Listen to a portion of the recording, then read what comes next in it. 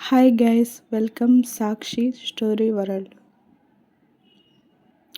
ఇక రాఘవయ్య గారు ఆమె ఆమెకు తన కూతుర్లను పరిచయం చేస్తూ, తన పెద్ద కూతురి పేరు మధుమిత, మధు అని పిలుస్తామని, తను నా చిన్న కూతురు దివి అని పిలుస్తామని వారికి పరిచయం చేస్తాడు. వారు అందరికీ నమస్కారం చేస్తారు. ఇక అందరూ భోజనం చేసిన తర్వాత ఇక ఇక నేను వస్తానమ్మా అని చెప్పి రాఘవయ్య గారు ఊరికి బయలుదేరతారు. ఇక మధు దివిలకు ఉండడానికి ఒక రూమ్ చూపిస్తుంది వసుంధర గారు. ఇక ఎవరి రూమ్లలోకి వాళ్ళు వెళ్తారు. ఇక రాత్రి మధుకి దాహం అనిపించి వాటర్ బాటిల్ చూడగా అందులో వాటర్ అయిపోయి ఉంటుంది. బాగా చీకటిగా ఉండడం వల్ల బయటకు వస్తుంది వాటర్ కోసం.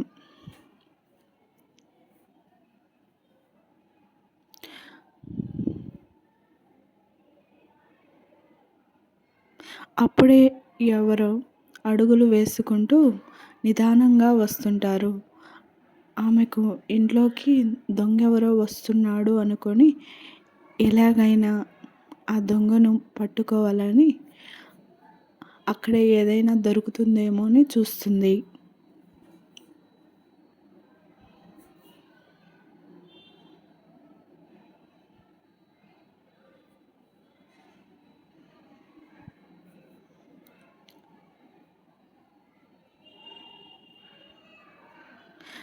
కానీ అక్కడ ఏమీ ఉండదు. ఏం చేయాలో పాలుపోక చేతులను చూసుకుంటుంది. చేతులతో కొడితే దెబ్బతిని పడిపోతాడు ఆ దొంగ అని అనుకుంటుంది. ఇక ఆంజనేయ దండకం చదువుకుంటూ భయంగా ఆ వ్యక్తి తల మీద గట్టిగా కొట్టి దొంగ దొంగ అని అరుస్తుంది.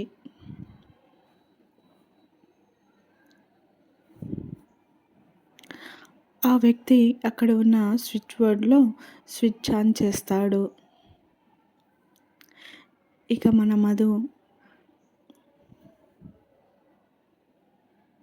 ఆంజనేయ స్వామి దండకం చదువుకుంటూ 2 చేతులతో బట్టలను పట్టుకొని ఉండడం వల్ల ఆమె నడుము క్లియర్గా కనిపిస్తూ ఉంటుంది.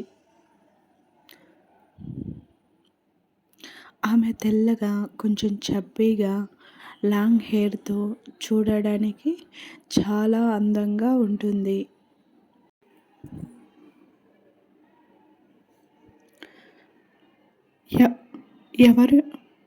ఎవరి అమ్మాయి అని ఆ వ్యక్తి ఆలోచిస్తూ ఉంటాడు. ఇంతలో ఆమె అరిచిన అరుపులకి ఇంట్లో అందరూ బయటికి వస్తారు.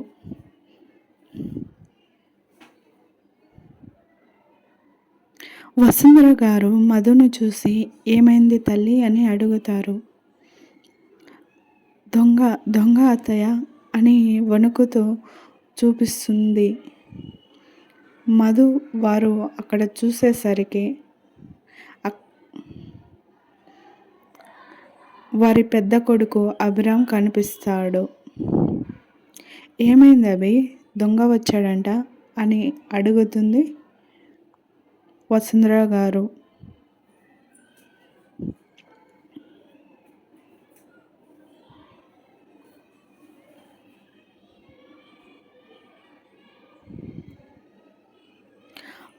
ఆ మాటకి వీపు పట్టుకొని విలలాడుతున్న అభిరామ్ వసుంధర గారి వెనుకకు వెళ్తాడు.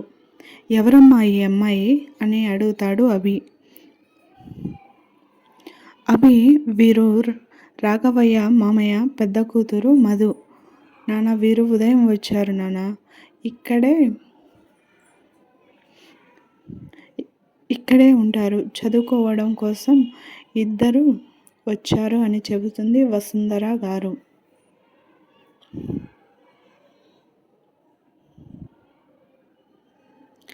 ఇక నీకు పరిచయం చేయలేదు కదా తల్లి, ఇతను నా పెద్ద కొడుకు అభిరామ్ అని అంటుంది వసుంధర గారు.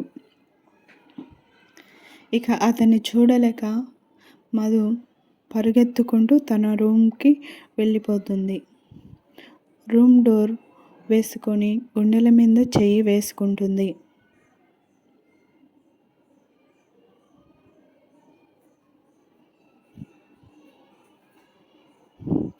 మంచం వైపు చూస్తే దివి నిద్రపోతూ కనిపిస్తుంది. ఇది దీనికి కుంభకర్ణుడి నిద్ర అని అనుకుంటుంది మధు.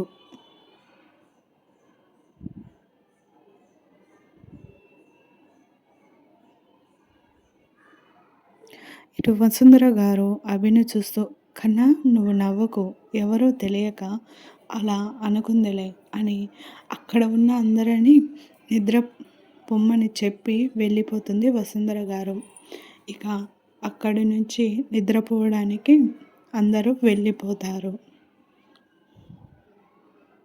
ఇక మరుసటి రోజు తెల్లవారుజామునే నిద్ర లేచే అలవాటు ఉన్న మధు నిద్ర లేచి స్నానం చేసి పట్టు లంగా ఓని వేసుకొని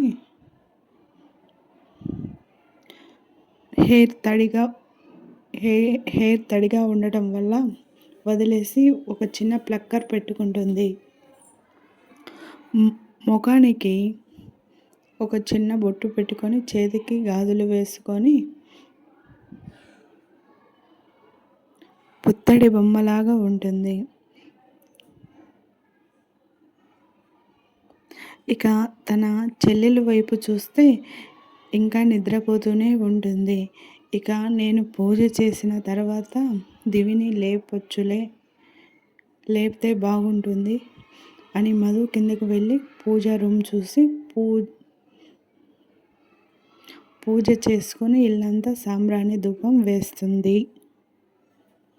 అప్పుడే వసుంధర గారు లేచి మధుని చూసి, అప్పుడే లేచావా బంగారం అని అడుగుతారు.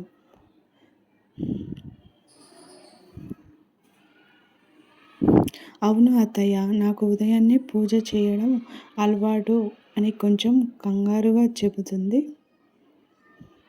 మధు. మధును చూసి మధు అని మురిసిపోతుంది వసుంధర గారు. ఇక వెళ్ళి ఫ్రెష్ అయ్యి వస్తాను మధు అని వెళ్తారు వసుంధర గారు. ఇక మధు అక్కడ ఉండి ఏమి చేయలేక బయట వాకిట్లో ముగ్గు పెడుతుంది. ఇంట్లో పనిచేసేవారు ఒక్కొక్కరుగా వస్తుంటారు. అక్కడ పనిచేసే వంట మనిషి పేరు గౌరీ. అమ్మాయి గారు, మిమ్మల్ని చూస్తుంటే అచ్చం లక్ష్మీదేవిలా ఉన్నారమ్మా అని గౌరీ అంటుంది. అది విని మధు, అయ్యో నన్ను మధు అని పిలవచ్చు అని చెబుతుంది. అలా మధు గౌరీతో బాగా కలిసిపోతుంది. అప్పుడే అక్కడికి వచ్చిన వసుంధర గారు దేవునికి నమస్కారం చేసుకొని కాఫీ పెట్టడానికి వంటగదిలోకి వెళ్తుంటారు. అది చూసిన మధు, అత్తయ్య నేను కాఫీ పెడతాను అత్తయ్య అని కాఫీ చేసి వసుంధర గారికి ఇస్తుంది. Thanks for watching. Like, share and subscribe for my YouTube channel.